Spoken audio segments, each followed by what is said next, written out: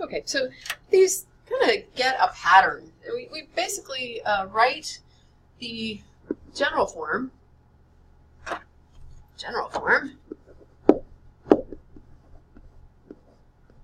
then take what we're given and see what else we need to find out. So they're asking us for the general form, that's fine.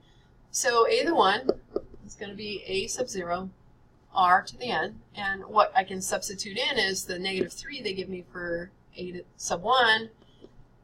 A sub 0 r, they helpfully tell us is 2, and because it's a sub 1, my exponent is 1, so I get -3 equals a sub 0 to the times 2. And I just finished solving for a sub 0, and it looks like a sub 0 is -3/2. So my general form, a to the n, equals -3/2 times 2 to the n. Now I could write this a bunch of ways. I noticed in the homework, in the quiz, I could get away with just writing it like this, like that, without all the extra parentheses. Just use a multiplication symbol between the multiplier and the base of your exponent. Okay. Okay, this is really the same idea, only now we're working with some fractions, which happens with geometric sequences because of the exponents.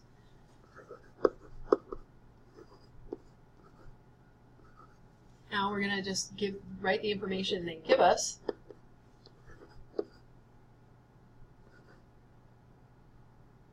To the third, and a to the, oh, I can plug in the -1/8. And now a to the 5th is going to be a sub 0 r to the 5th. Let's plug in the -1/64. Okay, now I'm going to show you a solving technique here because I have two equations and two variables, and it turns out that we can actually use division when we're solving for variables that are in a multiplication problem. We can use division to make things a lot simpler. Now, I know this from experience. You are better off using the higher exponent in the numerator. So I'm just going to rewrite, and this is going to look weird. I'm going to rewrite these as a division problem all together. So what I get from this is the a sub 0's, they cancel and reduce to 1, which is nice because then I'm left with one variable to solve for. I do have a little bit of fraction work. I have -1/64 divided by -1/8, so I'm going to take that -1/8, I'm going to flip and multiply, is equal to a sub 0 reduces to 1. R to the 5th divided by r to the 3rd gives me r squared. And what do I get out of my multiplication here? Let's cross reduce.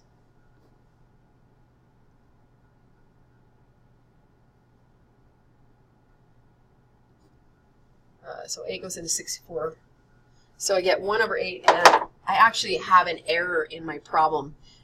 So let's fix that now. This should be a squared.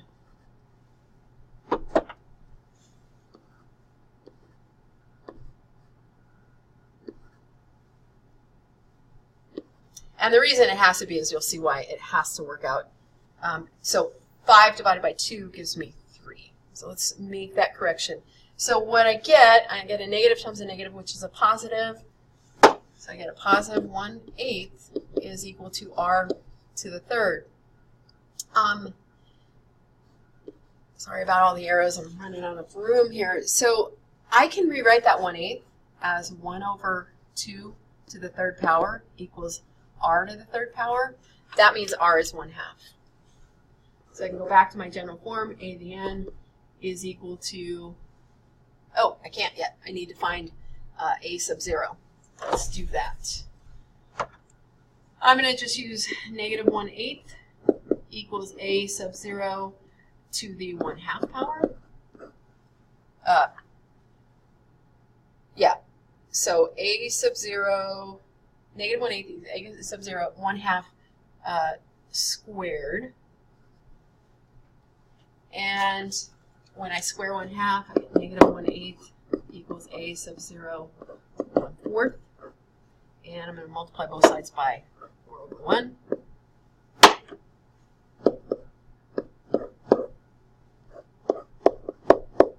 And it looks like a sub 0 is going to be negative 1/2.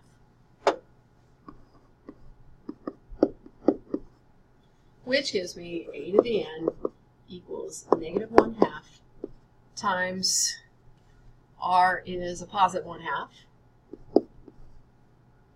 to the n. And I probably want to put that base of that exponent, since it's a fraction, in parentheses.